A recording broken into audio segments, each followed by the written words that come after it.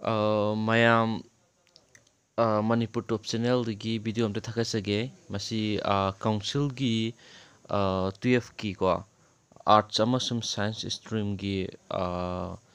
ꯉꯔꯥꯡꯁꯦ ꯀꯩꯅꯣ ꯄꯤꯊꯣꯛꯈ꯭ꯔꯦ ꯑꯦꯛꯖꯥꯝ ꯁꯦꯟꯇꯔꯁꯤꯡ ꯄꯤꯊꯣꯛꯈ꯭ꯔꯦ ꯑꯗꯣ ꯃꯇꯧ ꯀꯔꯝꯍꯥꯏꯅ ꯗꯥꯎꯟꯂꯣꯗ ꯇꯧꯅꯤ ꯍꯥꯏꯅ ꯑꯣꯐꯤꯁꯤꯌꯦꯜ ꯋꯦꯕꯁꯥꯏꯠꯇꯒꯤ ꯑꯗꯨꯒꯤ ꯚꯤꯗꯤꯑꯣ ꯑꯝꯇ ꯁꯦꯝꯖꯒꯦ ꯁꯣ ꯑꯍꯥꯟꯕꯗ ꯑꯗꯣꯝꯒꯤ ꯕ꯭ꯔꯣꯁꯔ ꯁꯤꯖꯤꯟꯅꯕ ꯑꯃꯗ ꯆꯠꯄꯤꯔꯒ ꯑꯗꯨꯝ ꯀꯥꯎꯟꯁꯤꯜꯒꯤ ꯋꯦꯕꯁꯥꯏꯠꯇ ꯑꯗꯨꯒꯤ ꯗꯥꯏꯔꯦꯛ ꯋꯦꯕꯁꯥꯏꯠꯇꯨꯁꯨ ꯑꯩ ꯑꯗꯨꯝ ꯁꯤꯒꯤ ꯚꯤꯗꯤꯑꯣꯁꯤꯒꯤ ꯂꯤꯡꯛꯗ ꯍꯥꯞꯆꯔꯛꯀꯦ ꯑꯗꯨꯒ ꯁꯨꯃꯥꯏꯅ ꯐꯪꯉꯦ ꯑꯗꯨꯝ ꯐꯪꯉꯀꯥꯟꯁꯤꯗ ꯑꯩꯈꯣꯏꯅ ꯀꯥꯎꯟꯁꯤꯜꯒꯤ ꯋꯦꯕꯁꯥꯏꯠ ꯆꯠꯄ ꯃꯇꯝꯗ ꯅꯣꯇꯤꯐꯤꯀꯦꯁꯟꯒꯤꯗ ꯆꯪꯉꯁꯤ ꯁꯤ ꯂꯤꯡꯛꯁꯤꯗ ꯆꯪꯉꯁꯤ ꯃꯌꯥꯝ ꯁꯨꯃꯥꯏꯅ ꯊꯣꯛꯂꯛꯑꯒꯅꯤ ꯁꯨꯃꯥꯏꯅ ꯊꯣꯛꯂꯛꯄ ꯃꯇꯝꯁꯤꯗ ꯑꯍꯥꯟꯕ ꯅꯣꯇꯤꯐꯤꯀꯦꯁꯟꯗ ꯀꯥꯎꯟꯁꯤꯜꯒꯤ notification to all concerned about the examinations ben centers along with the constituents ꯑꯗꯨ ꯃꯈꯥꯗꯁꯨ ꯃꯥꯒꯤ ꯀꯩꯅꯣꯁꯤꯡ ꯄꯤꯔꯦ ꯑꯍꯥꯟꯕꯗ ꯅꯣꯇꯤꯁꯁꯦ ꯍꯥꯟꯅ ꯐꯥꯔꯁꯤ ꯃꯌꯥꯝꯁꯤ ꯂꯤꯡꯛ ꯆꯪꯉꯒ ꯗꯥꯎꯟꯂꯣꯗ ꯇꯧꯔꯁꯤ ꯗꯥꯎꯟꯂꯣꯗ ꯇꯧꯈ꯭ꯔꯦ ꯑꯗꯨꯒ ꯁꯤ PDF ꯐꯥꯏꯜ ꯑꯣꯏꯅ ꯊꯣꯛꯂꯛꯑꯦ ꯁꯤꯁꯤꯅ ꯃꯌꯥꯝ ꯅꯣꯇꯤꯁꯅꯤꯀꯣ ꯑꯍꯥꯟꯕ notice Council of Higher Secondary Education notification on date 11 notification numberꯁꯨ ꯁꯤꯗ ꯄꯤꯔꯦ 026197 ꯍꯥꯏꯅ ꯑꯗꯨꯒ ꯃꯥꯒꯤ ꯀꯩꯅꯣ ꯄꯤꯊꯣꯛꯄꯒꯤꯀꯣ ꯑꯦꯛꯖꯥꯝ ꯁꯦꯟꯇꯔ ꯃꯥꯒꯤ ꯄꯤꯊꯣꯛꯄꯒꯤ ꯁꯤꯗ ꯃꯌꯦꯛ ꯁꯦꯡꯅ ꯂꯣꯏꯅ ꯄꯜꯂꯦ ꯑꯗꯨꯒ ꯄꯤꯊꯣꯔꯛꯄ ꯁꯥꯏꯠ ꯂꯣꯝꯗꯒꯤꯁꯨ ꯃꯥꯒꯤ ꯂꯣꯏꯅ ꯄꯤꯊꯣꯛꯑꯦ ꯁꯤꯗ ꯃꯌꯥꯝ ꯁꯤ ꯂꯣꯏꯅ ꯄꯥꯕꯤꯔꯣ ꯃꯔꯨ ꯑꯣꯏꯕꯁꯦ ꯑꯩ ꯁꯤ ꯂꯣꯏꯅ ꯑꯩ ꯂꯤꯡꯛ ꯂꯣꯏꯅ ꯄꯤꯖꯔꯛꯀꯦ ꯃꯌꯥꯝ ꯑꯗꯨꯒ ꯁꯤꯒꯤ ꯑꯩꯈꯣꯏꯅ ꯑꯦꯛꯖꯥꯝ ꯁꯦꯟꯇꯔꯁꯤ ꯀꯃꯥꯏꯅ ꯆꯦꯛ ꯇꯧꯅꯤ ꯍꯥꯏꯕ ꯃꯊꯪꯗ ꯃꯈꯥꯒꯤꯁꯤꯗ Annexure Examination Center of the Constituent Institution of the Council Center ꯍꯥꯏꯔꯤꯁꯦ ꯁꯤꯗ ꯀ꯭ꯂꯤꯛ ꯇꯧꯕꯤꯌꯨ ꯃꯌꯥꯝ ꯁꯤ ꯑꯗꯨꯒ ꯗꯥꯎꯟꯂꯣꯗ ꯇꯧꯔꯅꯤ ꯑꯗꯨꯒ PDF ꯐꯥꯏꯜ ꯑꯣꯏꯅ ꯊꯣꯛꯂꯛꯑꯅꯤꯀꯣ exam ꯁꯦꯟꯇꯔꯁꯤꯡꯗꯣ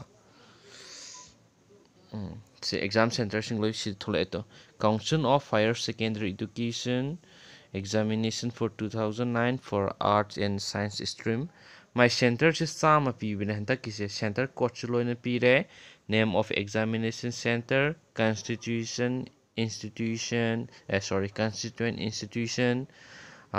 Total number of students and my streamsu ꯑꯗꯨꯒ ꯃꯌꯥꯝꯁꯤꯗ ꯂꯣꯏ ꯄꯤꯔꯦ ꯇꯨ ꯁꯦꯟꯇꯔ ꯋꯥꯏꯁ ꯂꯣꯏꯅ ꯀꯥꯏ ꯇꯥꯕ ꯈꯣꯠꯄ ꯃꯌꯥꯝ ꯁꯨꯃꯥꯏꯅ ꯌꯦꯡꯗꯨꯝꯅꯤꯀꯣ ꯁꯤ name of the examination centre ꯍꯥꯏꯁꯦ ꯑꯗꯣꯝꯅ ꯇꯥꯗꯧꯕ ꯁꯦꯟꯇꯔꯗꯨꯅꯦꯕ ꯑꯗꯨꯒ ꯀꯣꯟꯁꯇꯤꯇ꯭ꯌꯨꯟ ꯏꯟꯁꯇꯤꯇ꯭ꯌꯨꯁꯟ ꯍꯥꯏꯁꯤꯅ ꯑꯗꯣꯝꯒꯤ ꯁ꯭ꯀꯨꯜꯗꯨꯒꯤ ꯇꯥꯗꯧꯕ ꯁꯦꯟꯇꯔꯗꯨꯅꯤ ꯁꯨꯝ ꯄꯤꯁꯦ ꯑꯗꯣ ꯑꯥꯔꯠꯁ ꯁꯤꯒꯤ ꯕ꯭ꯂꯦꯡ ꯊꯝꯃꯤ ꯀꯥꯡꯒꯨꯁꯦ ꯗꯣꯠ 3 ꯄꯤꯁꯤꯅ ꯁꯤꯗ ꯇꯥꯗꯕ ꯀꯥꯡꯒꯨ ꯉꯥꯛꯇꯅꯦ ꯑꯗꯨꯒ ꯅꯝꯕꯔ ꯑꯣꯐ ꯁ꯭ꯇꯨꯗꯦꯟ ꯃꯥꯏ ꯇꯥꯒꯗꯕ ꯅꯝꯕꯔ ꯑꯣꯐ ꯁ꯭ꯇꯨꯗꯦꯟ ꯁꯤꯗ ꯂꯣꯏ ꯄꯤꯔꯦ ꯃꯊꯪ ꯁꯦꯟꯇꯔ 100ꯃꯨꯛ ꯄꯤꯕꯅꯦ ꯃꯣꯏꯁꯦ ꯑꯩ ꯉꯁꯥꯏ ꯌꯦꯡꯕꯗ ꯑꯗ ꯃꯌꯥꯝ ꯂꯤꯡꯛꯁꯦ ꯗꯥꯏꯔꯦꯛ ꯍꯥꯞꯆꯔꯛꯀꯦ ꯀꯩꯅꯣꯒꯤ ꯃꯈꯥꯁꯤꯗꯀꯣ ꯂꯤꯡꯛꯁꯤꯒꯤ ꯃꯈꯥ ꯀꯩꯅꯣ ꯚꯤꯗꯤꯑꯣꯁꯤ ꯗꯤꯁꯀ꯭ꯔꯤꯞꯁꯟꯗ ꯑꯗꯨꯒ ꯃꯌꯥꯝ ꯚꯤꯗꯤꯑꯣꯁꯦ ꯄꯥꯝꯕꯤꯔꯒꯗꯤ ꯑꯗꯨꯝ ꯑꯇꯣꯞꯄꯁꯨ ꯁꯤꯌꯔ ꯇꯧꯖꯔꯛꯀꯦ ꯑꯗꯨꯒ ꯂꯥꯏꯛ ꯇꯧꯕꯤꯌꯣ ꯁꯤꯌꯔ ꯇꯧꯕꯤꯌꯣ ꯑꯗꯨꯒ ꯁꯕꯁꯀ꯭ꯔꯥꯏꯕꯁꯨ ꯇꯧꯕꯤꯌꯨ ꯂꯣꯏꯅ ꯌꯥꯎꯔꯝ ꯁꯤꯗ ꯁꯤ ꯂꯤꯡꯛꯁꯤ ꯗꯥꯏꯔꯦꯛ ꯄꯤꯔꯛꯑꯦ ꯀꯥꯎꯟꯁꯤꯜꯗ ꯑꯗꯨꯝ ꯆꯪꯉ ꯑꯗꯨꯝ ꯐꯪꯕꯅꯦ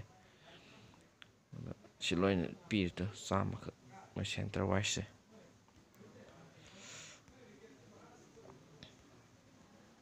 ꯃꯌꯥꯝ ꯍꯪꯅꯤꯡꯕ ꯈꯣꯠꯅꯤꯡꯕ ꯂꯩꯔꯁꯨ ꯑꯗꯨꯝ ꯀꯃꯦꯟ ꯕꯣꯛꯁꯇ ꯑꯗꯨꯝ ꯍꯥꯏꯕꯤꯔꯛꯑꯣ